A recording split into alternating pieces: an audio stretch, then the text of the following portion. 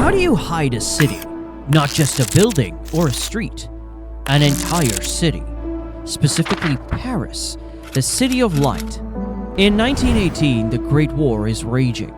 Every night, German bombers appear in the sky. Their target is the French capital, and you cannot move Paris. You cannot make it invisible. So what do? You build a second one.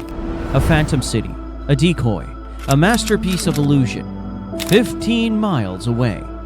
This is the story of one of the strangest and most brilliant deceptions in the history of warfare. The top secret project to build a fake Paris. In the first years of the Great War, Paris was a world away from the trenches. Life continued, the cafes were full, the lights stayed on, the war was something that happened elsewhere. But then the front line began to appear in the sky. At first, they were just shadows. German Zeppelin airships floating silently over the city at night. Their raids caused terror, but the damage was limited. They were a nuisance, a psychological weapon. But in 1917, the weapon evolved.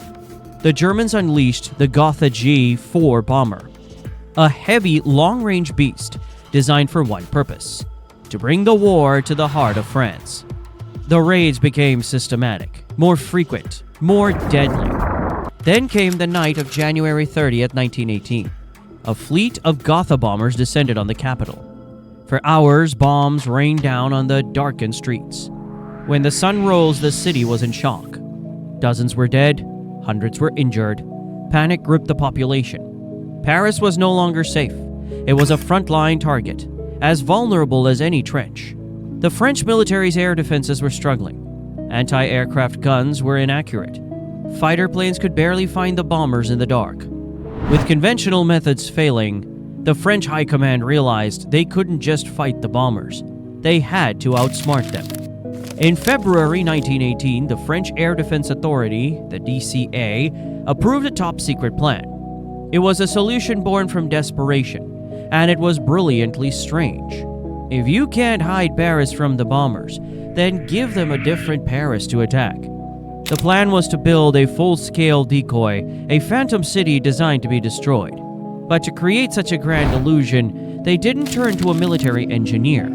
They turned to an artist. Fernand Jacopozzi, an Italian-born electrical wizard. Before the war, his job was to create magic with light. He made department stores sparkle. He illuminated monuments in breathtaking displays. He understood that at night, from 6,000 feet in the air, a city is not its buildings. It is its light. It was the genius of the plan. He wouldn't build fake houses or streets. He would build a fake glow, a believable lie painted with electricity. The military gave him his canvas, a stretch of land 15 miles northwest of Paris. In the forest of Saint-Germain-en-Laye, a large loop in the Seine River almost perfectly mirrored the geography of central Paris. The plan was approved, the artist was hired, the location was secure. Now came the impossible part, the building of a believable lie out of wood, canvas, and light. From the ground, fake Paris looked like a strange collection of wooden sheds. But from the sky at night, it was a living city. Jacopozzi's team didn't build solid structures. They built light boxes. They stretched translucent canvas over simple wooden frames. They placed lamps inside by using different materials. Oiled paper, painted cloth. They could create the varied glow of a real city.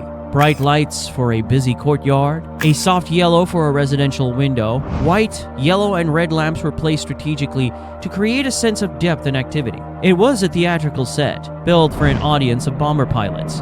But the true genius was in the details. The team built a short railway line near a fake industrial zone. On it, they placed a simple chassis, covered in lights. This decoy train would move back and forth along the track. Its lighting was engineered to flicker and spill, perfectly mimicking a steam train moving at night. It even simulated the bright rolling glow from its open firebox. To lure bombers away from Paris's crucial factories, Jacopozzi designed a phantom industrial complex. The core of this illusion was an elaborate system of colored lights. Red and yellow lamps pulsed under screens of smoke, creating the dynamic, fiery glow of blast furnaces. Moving canvases lit from below simulated the frantic motion of machinery. From 6,000 feet, it looked like a factory running a vital night shift. A perfect high-priority target. The individual components of the fake city were ingenious, but the true brilliance of the plan was how it would work in concert with the real Paris. The fake Paris was not designed to work alone. It was one half of a complex, synchronized deception. The plan was simple, but had to be executed with perfect timing.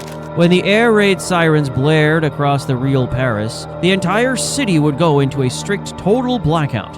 Every light extinguished, every street plunged into darkness. But 15 miles away, the Phantom City would spring to life. It was designed to look like a poorly blacked out part of the capital, a careless district that had failed to follow orders. For a German pilot flying in the dark, navigating by maps, it would be an irresistible easy target. The project was a desperate race against the clock. All through the summer of 1918, Jacopozzi's team worked frantically. They knew a major German bombing campaign was imminent. They had to get the decoy fully operational. The work was done under a thick veil of secrecy. A single German spy, single loose-lipped worker could render the entire multi-million franc project useless. By September, the fake railway station was nearly complete. The illusions were tested. The wiring was laid. The Phantom City was on the verge of becoming fully operational. But then the unthinkable happened. On November 11, 1918, the armistice was signed. After 4 long years of brutal conflict, the Great War was over.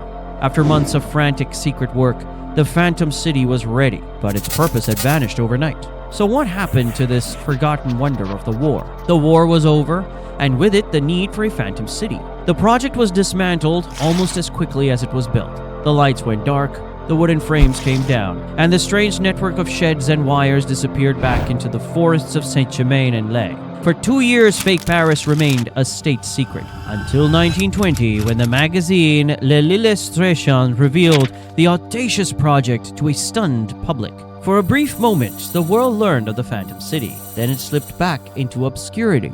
Its creator, Ferdinand Jacopozzi, turned again to his art. In 1925, he was commissioned to design the first illuminations of the Eiffel Tower. He became famous for lighting up the real Paris. While his great illusion was quietly forgotten, it remains a curious legacy, a city built of paint and plywood, never tested by fire. A reminder that sometimes the most successful deceptions are the ones that never have to prove themselves.